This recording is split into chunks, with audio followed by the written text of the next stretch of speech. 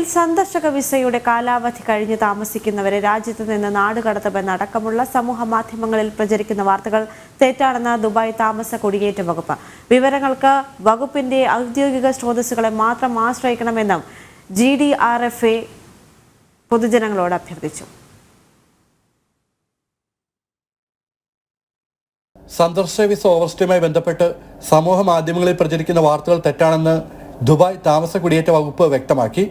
ഈ വാർത്തകൾ വിശ്വസിക്കരുതെന്നും വിവരങ്ങൾക്ക് വകുപ്പിന്റെ ഔദ്യോഗിക സ്രോതസ്സുകളെ മാത്രം ആശ്രയിക്കണമെന്നും GDRFA പൊതുജനങ്ങളോട് അഭ്യർത്ഥിച്ചു. 5 ദിവസത്തിൽ കൂടുതൽ വിസിറ്റ് വിസ ഓവർസ്റ്റേ ചെയ്യുന്നവരെ അബ്സ്കോണ്ട് ചെയ്യുമെന്നും അവരുടെ പേരുകൾ കരിമ്പട്ടിയിൽ ചേർക്കുകയും രാജ്യത്തു നിന്ന് നാടുകടത്തുകയും ചെയ്യുമെന്ന വ്യാജ വാർത്തകളാണ് സോഷ്യൽ മീഡിയയിൽ പ്രചരിച്ചത്. ദുബായ് എമിഗ്രേഷന്റെ പേരിലാണ് ഈ വാർത്തകൾ പ്രചരിപ്പിച്ചിരുന്നത്. GDRFA അധികൃതർ ഈ വാർത്ത വ്യാജമാണെന്ന് വ്യക്തമാക്കി.